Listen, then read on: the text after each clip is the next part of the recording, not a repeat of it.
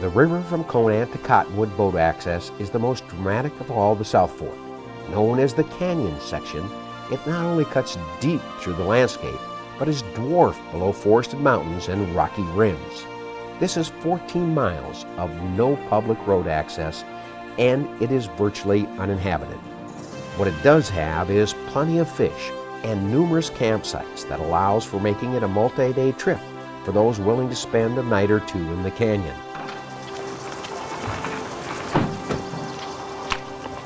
Conant is a big boat access with plenty of parking and a visitor center. It is a staging area for fishers, rafters, and river campers. It seems like you're at the center of it all here, sitting just below the heavily fished upper river and at the top of the wild and remote canyon section. Our duo are too experienced to be giddy about the upcoming float, but are looking forward to it. With our outfitting business, we've got a private takeout we're going to use, but right. For the most part, there's kind of three options, I guess. One is to make a real long float down to Byington, and how far is that? You're looking at about 25 miles of water going that route. So, and people do that, but that's going to mean you're going to be in the boat all the time, or else you better bring your flashlight, right? Yeah, that's exactly right. And then a second option is there's a access on the other side of the river we call Cottonwood. And that's down about how far? That's probably down 15 miles. So you can do that in a day, but you're looking at a real long shuttle. From the shop to the Cottonwood takeout, it's about an 80-mile trip. Yeah, so paying some money for the shuttle. And then the third option, and I think it's maybe one of the best ones, whether you're doing it yourself or you're going with an outfitter, is to camp and do it in 2 days. That's right. That's the best way to experience this river. You get to roll down. We've got a camp set up down there, and we basically take care of everything. The only thing you need to bring is some personal hygiene items, but we've got sleeping bags. The lodge prepares your dinner for you and your breakfast, and it's a beautiful spot. You can fish into the evening and then wake up listening to the birds singing and fall asleep at night listening to the river go by your tent. In an effort to provide you a complete look at the angling techniques on the South Fork, our goal was to do some traditional indicator nymph fishing on this stretch. To say that it's not Mike's favorite style of angling is an understatement, but it's popular and productive, even if on occasion it doesn't produce what you're after. So Mike, we just came down that bank. There's no dry flies around. We moved a couple fish on streamers, but they didn't seem real interested, so we're going to do what we do out here a lot, and that's do a little double nymph rig. What are those nymphs? We're going to start off with this rubber leg stone, because those stones are in this river year-round. And then we're also going to, off that, we're going to drop a little mayfly nymph. And this is what they call a rainbow warrior. It's got a tungsten head, so it really gets down quick. And then we're going to fish that off this little bar, this indicator here. And I like to fish it about arm's length, about 5.5, 6 feet down, and then if we need to, we'll adjust it from there. And you don't put any additional weight? You got enough weight in those two nymphs? I think that we do, yep. And if we're not taking along the bottom, then of course we'll add some weight to it. All right. On any of the South Fork, when you're floating down, you don't need to just keep floating until you see something happening. When it happens, it generally happens everywhere in the river. So you can, if you have a place that you really want to fish, sometimes it doesn't hurt just to hang out, and maybe if you want to, you can throw some nymphs, but you know it's going to eventually happen, especially this time of year, so there's no reason to get in a real big hurry. One thing about nymph fishing is you're going to catch whitefish, but I'd rather catch whitefish than no fish. That's right. Whitey gets a lot of disrespect, but there he is. If you catch one, you're generally going to catch them.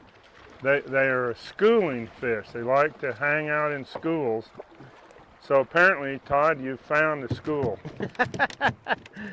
So you're doing all right tying knot, untying there? I am. Or do you need some help from your guide? I think I got it. Yeah. Idaho or Rocky Mountain whitefish.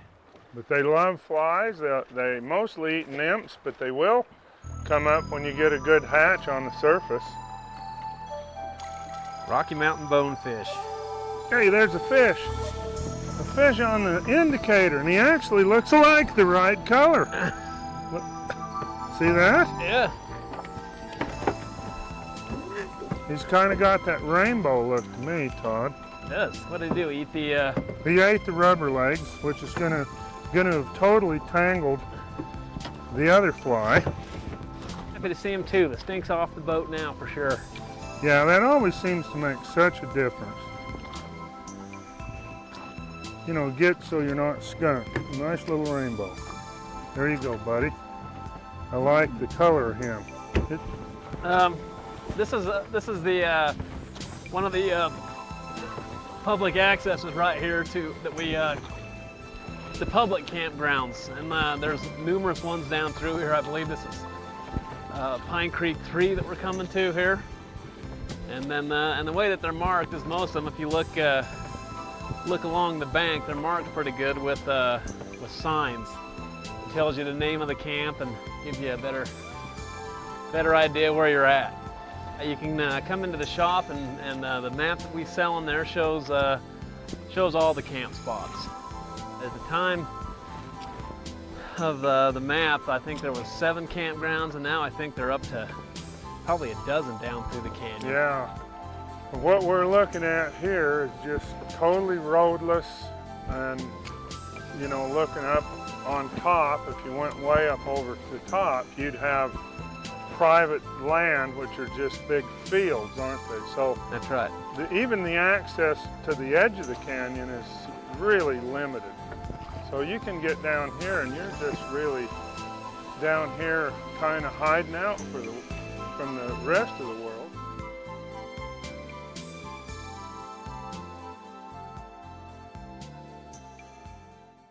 I haven't seen this fish again, but I know he's up there.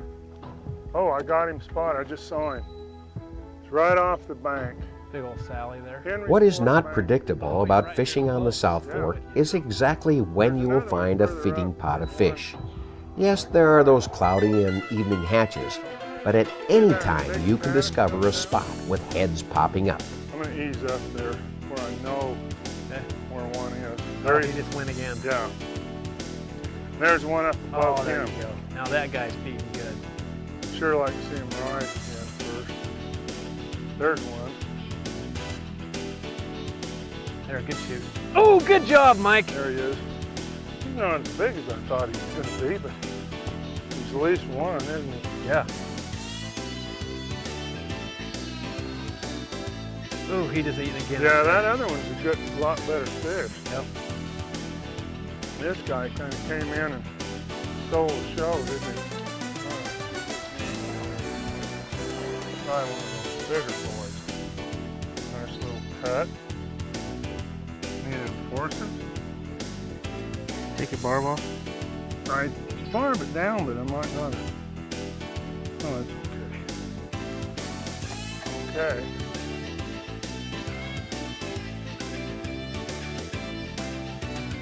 If I extend that cast out there, then I let the wind kick. There, see that? Yep.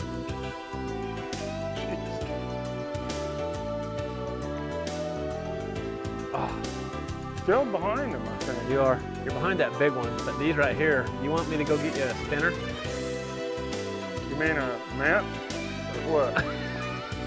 I was thinking rooster tail. Oh. Well, I don't think we need a spinner. good sized fish for a three-way. Yep.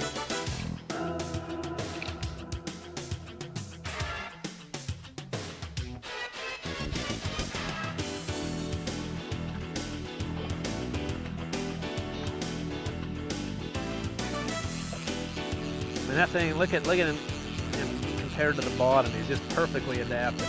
Yeah, he is.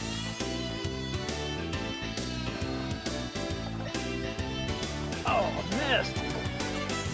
All right, we're going to try this again. Todd. There. Now you better take a couple of shots since I'm hogging the good water.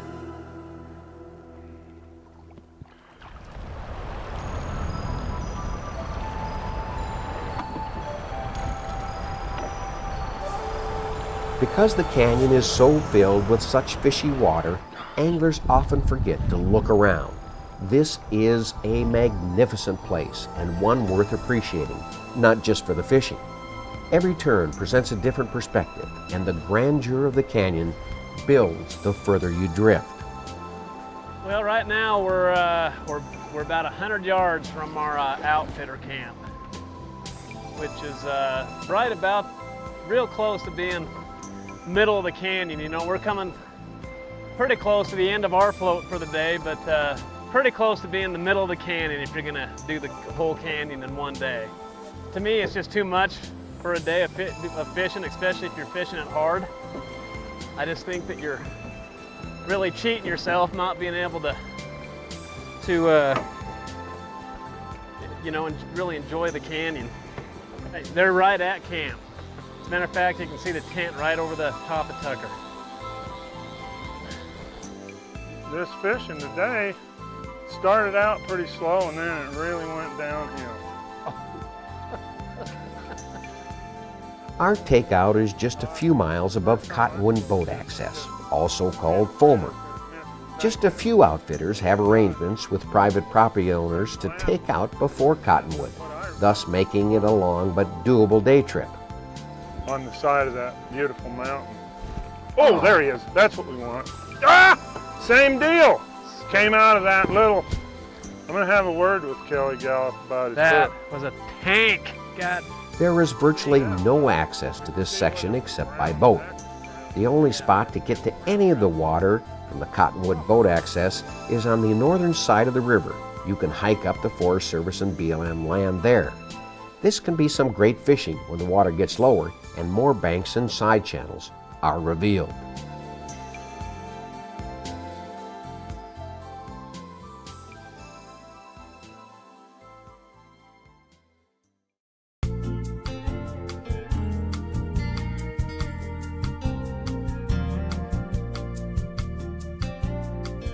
Well, Todd, you know, things have been a little quiet this morning and we've been throwing some nymphs. And, you know, I know from all this experience I have on the river, and you have too, that early in the season, before the things get going with the hatches, you're going to be throwing lots of nymphs on this river. So we've got some nymphs to talk about here. We do, yep.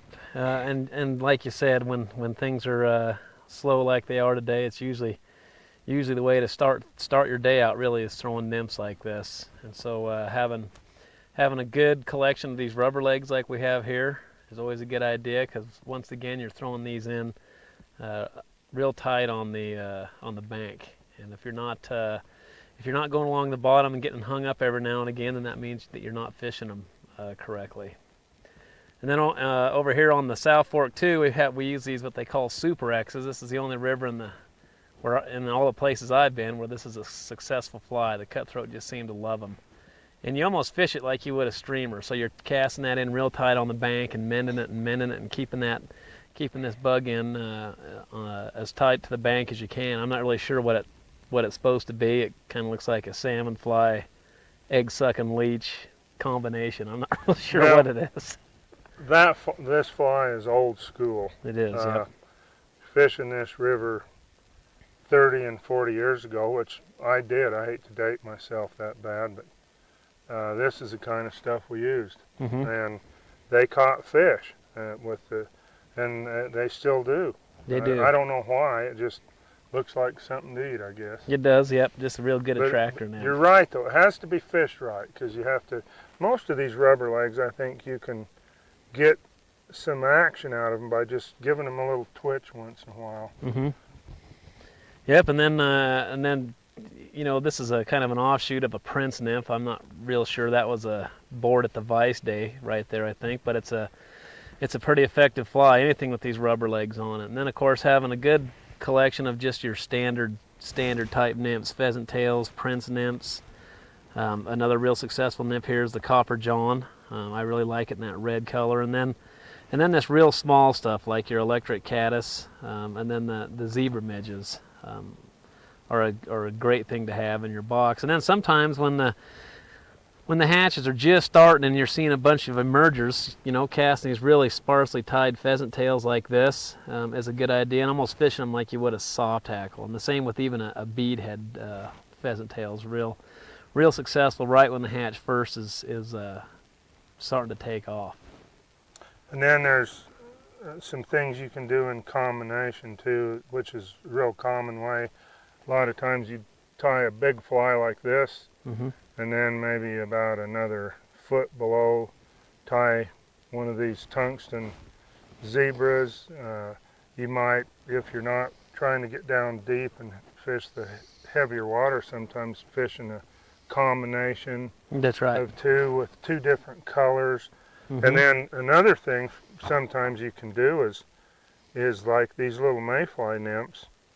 It can be real effective when fish are feeding in the riffles, and especially if you find a fish or two that are particularly selective and hard to catch. You can drop one of these off of a little dry fly too, just a few inches down. And yeah, just barely dropping it off, not even a foot. Throwing like these little mayfly nymphs or even these little zebra midges and dropping them off about 9 inches off of a, say like a size 14 stimulator, generally will turn those real selective fish in the riffle water.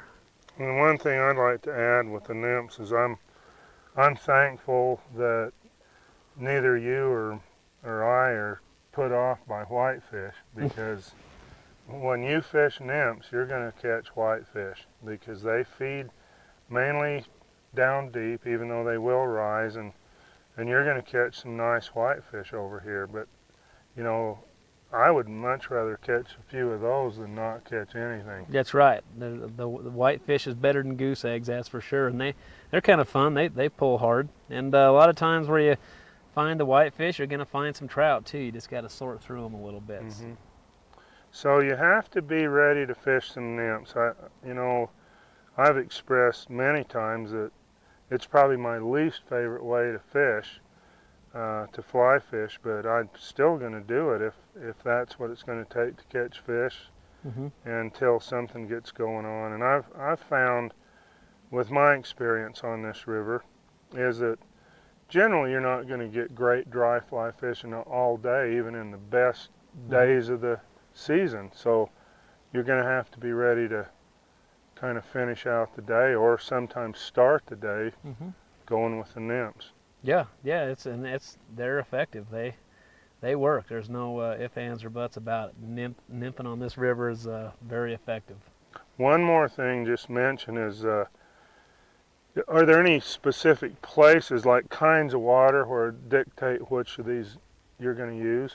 Well, what I look for is I'll look for a shallow riffle that has a nice deep drop to it, or a shelf that comes off and where the water depth changes quite a bit, because that's kind of like a staging area for when the mayflies do come off. A lot of those fish will come out of that deeper water and then they'll swim up onto the riffle, and that's where they'll start picking off the adults. So anywhere in any of those spots you can find where you have a nice riffle and then a nice drop to it is a great idea. And then they're always pretty effective too, right along the banks.